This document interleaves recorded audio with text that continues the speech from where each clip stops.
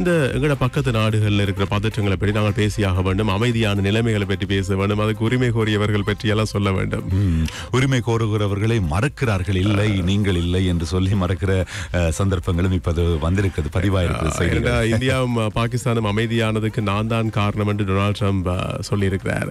அதுல அவர் என்ன சொன்னார்னா, அவருடைய வார்த்தை பிரயோகம் கடும் வார்த்தை பிரயோகம், அவருடைய கருத்துக்களால் இந்தியாவில் நிறைய அதிர்வலைகள், நிறைய தாக்கத்தை அதை ஏற்படுத்தியதாம்.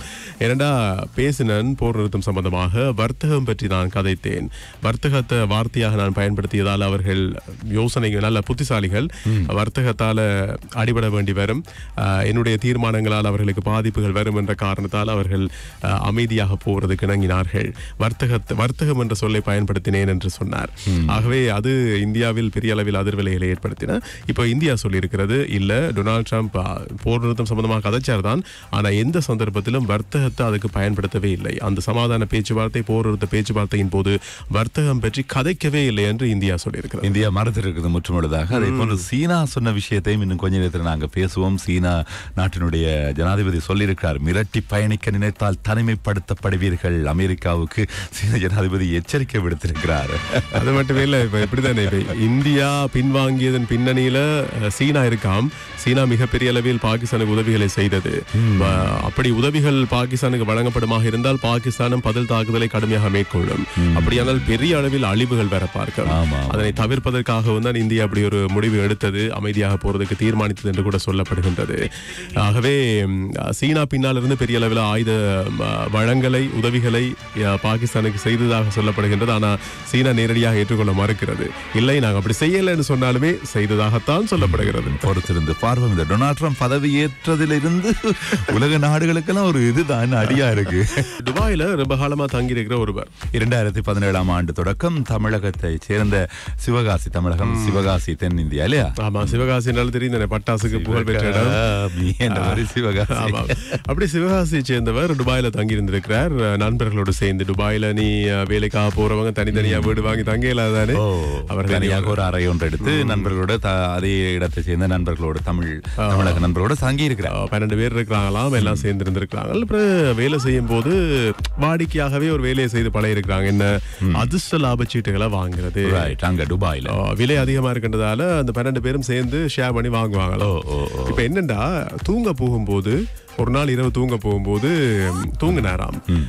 பிறகு விடிய காலையில் எழுந்து பார்க்கும்போது தனக்கு பெரிய தொகை ஒன்று விழுந்திருக்கின்ற விஷயம் தெரிய வந்தது. அதாவது அதிர்ஷ்டத்துல கிடைச்சிருக்கு, அதிர்ஷ்ட லாபச்சீட்டுல பரிசு தொகையா வென்றிருக்கிறார். இதை டக்குன்னு எழுப்பி ஃப்ரெண்ட்ஸ் சொன்னா, ஃப்ரெண்ட்ஸ் எல்லாம் நீ சும்மா குழப்பாத தூங்க விடு சொல்லி. உண்மையாவே அப்படித்தான். என்ன வாலிபர்கள் இளைஞர்கள் இருக்கிற ஒரு தனியான ஒரு அறையில இப்படி இருந்தா சொல்லும் போது நம்ப மாட்டாங்க. போமச்சாங்கல தூங்க விடு அப்படி இப்படின்னு தான் சொல்லுவாங்க, நம்பவே மாட்டாங்க. நம்ப நிறைய நேரம் நிஜமா தாண்டா விழுந்திருக்கடா, இங்க பாடுறா மொபைல் அப்படியா சொல்லுவாங்க. மொபைல் எவ்வளவு சொல்லி தான் மட்டும் டென்ஷன்ல இருந்தாராம். ஆனா மற்றவங்க எல்லாம் தூங்கிட்டு இருந்தாங்களாம். பிறகு எழுந்தா பிறகுதான் ஆதாரபூர்வமா எல்லாத்தையும் காண்பித்த பிறகுதான் நம்பினாங்களாம். பிறகு அவர்களுக்கு அந்த நாளும் தூக்கம் வரையிலையாம், அடுத்த நாளும் தூக்கம் வரையில 2-3 நாளா தூக்கம் இல்லாம இருக்காங்களாம் சந்தோஷத்துல.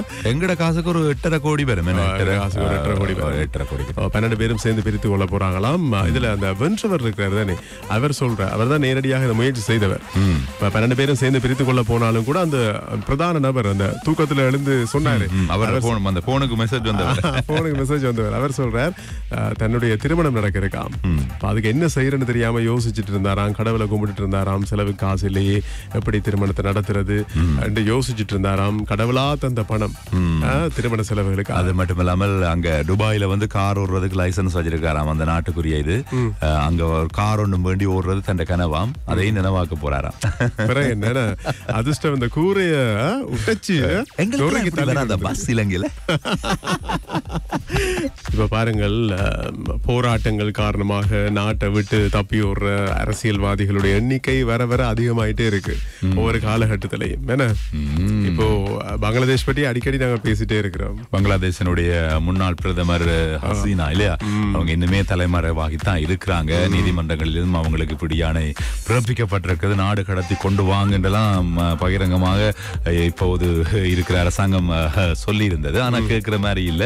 ஆனா இன்னொருத்தர் அதிகாலை 3 மணிக்கு விமானம் ஏறி தாய்லாந்துக்கு தப்பி இருக்கிறார், பங்களாதேஷின் முன்னாள் ஜனாதிபதி. அது பாருங்களேன், இவரும் அணிந்த ஆடுகளோடு தப்பித்து போக வேண்டிய அளவு அளவுக்கு நிலைமை ஏற்பட்டிருக்கிறது. இப்படி போக போக அந்த மக்களுடைய இந்த கிளர்ச்சி புரட்சி காரணமாக இது மாதிரியான விஷயங்கள் நடந்துட்டு இருக்கு. ஒரு நாட்டுல 2 நாட்டுல இல்ல, நிறைய நாடுகள் இந்த மாதிரியான விஷயங்கள் நடக்க ஆரம்பித்திருக்கின்றன. சரி, ஏதோ எப்படியோ நேர்மையான ஆட்சி அதிகாரம் கையில் இருக்கும் போது அதிகாரங்களை துஷ்பிரயோகம் செய்யாமல் நேர்மையாக அதிகாரத்துக்கு வர முதல் எப்படி பேசினார்களோ அதிகாரத்துக்கு வந்த பிறகு அதை பின்பற்றி நடப்பது, இதெல்லாம் முக்கியம் அப்படின்றதுதான் இவையெல்லாம் பாடமாக கற்பிக்கின்றன. உண்மையிலே அவருக்கு 81 வயதாம். முகமது அப்துல் ஹமீது 2013 முதல் 2023 வரை பங்களாதேஷனுடைய பிரதமராக இருந்திருக்கிறார் இல்லையா? இப்ப போராட்டங்கள் காரணமாக தான் வெளியேற வேண்டிய நிலைமைக்கு உள்ளாயிருக்கிறார். சரி, ஏதோ எப்படியோ இது நாங்கள் ஏற்கனவே சொன்னது போன்று இதெல்லாம் ஒரு படிப்பினை அரசியல்வாதிகளுக்கு.